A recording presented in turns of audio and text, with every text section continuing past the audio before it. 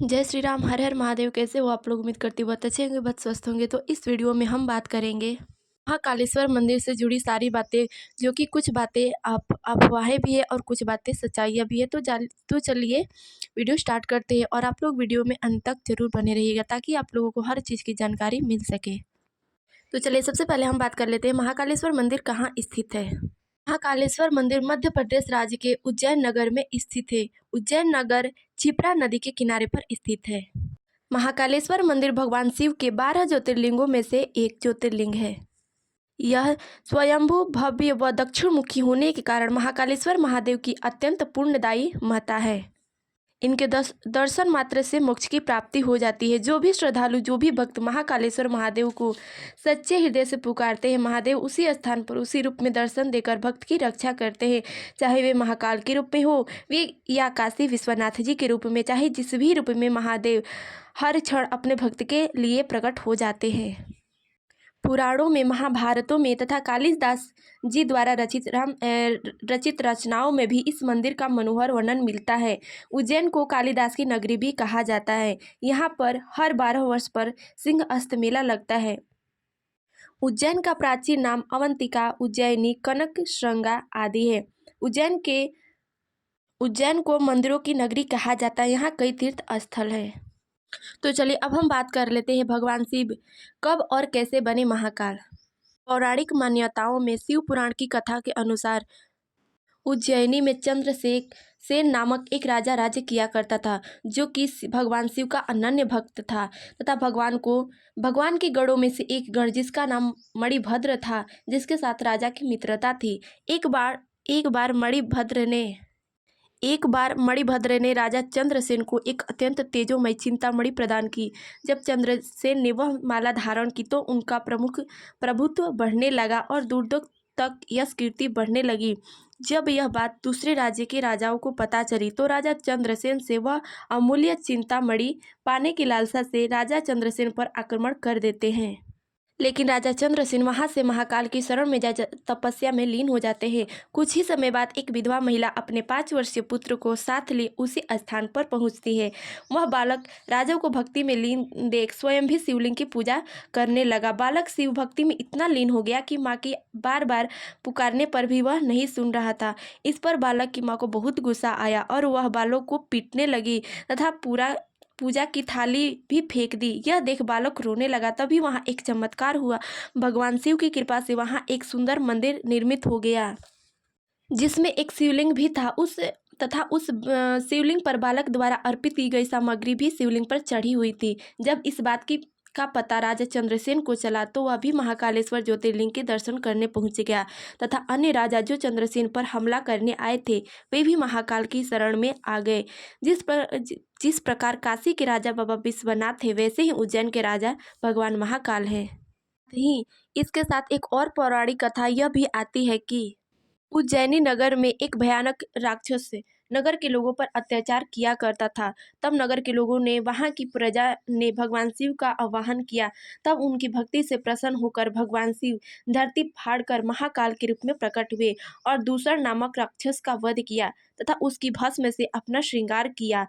जब महादेव वहां से जाने लगे तो वहां की प्रजा ने, वहां के ब्राह्मणों ने न जाने का अनुरोध किया तो महादेव जी उन लोगों पर प्रसन्न होकर उन्हें आशीर्वाद दिए तथा वहीं उज्जैन में ही महाकालेश्वर ज्योतिर्लिंग के रूप में विराजमान हो गए। जिनको भी अकाल मृत्यु का भय बना रहता है तथा कष्ट निवारण नहीं हो रहा, उन्हें महाकाल की पूजा अवश्य करनी चाहिए। तो चलिए अब हम बात कर लेते हैं भगवान महाकाल की भस्म आरती के बारे में, जिसकी प्रसिद्धि पूरे देश विदेशों में होती है और जिसके दर्शन के लिए लोग विदेशों से भी आते हैं। बाबा महाकाल की कुल 6 आरती होती है। पहली आरती सुबह 4 बजे होती है, जिसे हम भस्म आरती कहते हैं। भस्म आरती के पीछे का कारण यह है कि जब महाकाल ने दूसर नामक राक्षस का वध कर उसकी भस्म से अपना श्रृंगार किया था, इसीलिए भस्म आरती की जाती है। यह आरती एक परंपरा के रूप में लंबे समय से चली आ रही है। लोगों के मन में ये विचार रहते हैं कि महाकाल की जो भस्म आरती होती है वे सुबह के ताजे चिता की राख से की जाती है। तो आपको बता दें कि ऐसा बिल्कुल भी नहीं है, यह महज एक अफवाह है।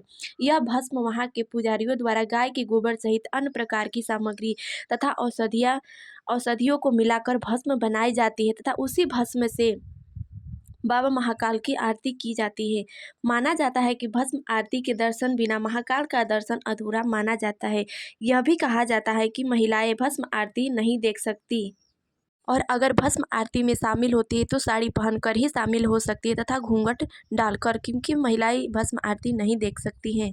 साथ ही पुरुष को भी धोती पहनकर ही भस्म आरती में शामिल होना चाहिए, लेकिन पुरुष केवल और केवल भस्म आरती देख सकते हैं। भस्म आरती करने का अधिकार केवल वहाँ के पुजारियों को ही होता है। भस्म आरती का तात्पर्य भगवान का निराकार से साकार और साकार का निराकार से संकेत है। यानी भगवान भोलेनाथ का साक्षात ये संकेत है कि पूरी धरती भी नाश्वर ही है, शरीर भी नाश्वर ही है, जलाने पर यह राख ही बनती है, भस्म ही बनती है। ये हो गई भस्म आरती। तो चलिए अब हम आगे की आरतियों के बारे में भी जान लेते हैं। महाकाल की दूसरी आरती घटाटोप स्वरूप में की जाती है। वहीं तीसरी आरती शिवलिंग में हनुमान जी का स्वरूप देकर भगवान महाकाल की आरती की जाती है। भगवान महाकाल की चौथी आरती शेषनाग अवतार का स्वरूप बनाकर की जाती है। पांचवी आरती बाबा महाकाल को दूल्हे रूप में की जाती है। वहीं छठवीं आरती शयन आरती होती है, जिसे बाबा महाकाल स्वयं के रूप में आरती होती है। ये है बाबा महाकाल की महिमा, यानी हमारे महादेव जी की महिमा। जिन भी भक्तों को महादेव जी अपनी मुसीबत में देखते हैं, उनको उनकी मुसीबत में देखते हैं, महादेव स्वयं साक्षात उसी स्थान पर उसी स्वरूप में प्रकट हो जाते हैं तथा अपने भक्तों की रक्षा करते हैं। अतः आप लोग जब भी महाकाल मंदिर उज्जैन जाए तो वहाँ भस्म आरती जरूर करें। और जिन लोगों को भी ये लगता है कि चिता की राख से भगवान भोलेनाथ की यानी भगवान महाकाल की आरती की जाती है, तो ये बिल्कुल गलत है, बिल्कुल झूठ है। ऐसा कुछ नहीं होता है, बल्कि वहाँ के पुजारियों द्वारा गाय के गोबर सहित वेदों मंत्र उच्चारण के साथ वो भस्म बनाई जाती है और उसी भस्म से महाकाल की भस्म आरती होती है, जो कि सुबह के 4 बजे तक होती है। सुबह के 4 बजे से शुरू होती है। कुछ लोगों के मन में ये सवाल होगा कि उज्जैन हमें कब जाना चाहिए? तो आपको बता दें कि गर्मी के समय वहाँ गर्मी अधिक पड़ती है तथा ठंड के समय में ठंड भी अधिक पड़ता है। तो अगर आप जाना चाहते हैं तो आप अभी भी जा सकते हैं, नहीं तो अक्टूबर, नवंबर या मार्च, अप्रैल में आप बाबा महाकाल के दर्शन के लिए जा सकते हैं। जब भी बाबा महाकाल के दर्शन में जाए, एकदम निस्वार्थ भाव से बाबा के चरणों में अपने आप को सौंप दे। बाबा भोलेनाथ, बाबा महाकाल हर कालों के भी काल है। वे जिनकी भी मृत्यु अल्पकाल में होने वाली होती है, या जिनको भी लगता है कि किसी की अकाल मृत्यु होनी है, तो उन्हें महाकाल के दरबार में अवश्य जाना चाहिए। महाकाल स्वयं कालों के भी काल और देवों के देव महादेव हैं। तो इस वीडियो में बस इतना ही। मिलते हैं अगले वीडियो में, तब तक के लिए जय श्री राम, हर हर महादेव।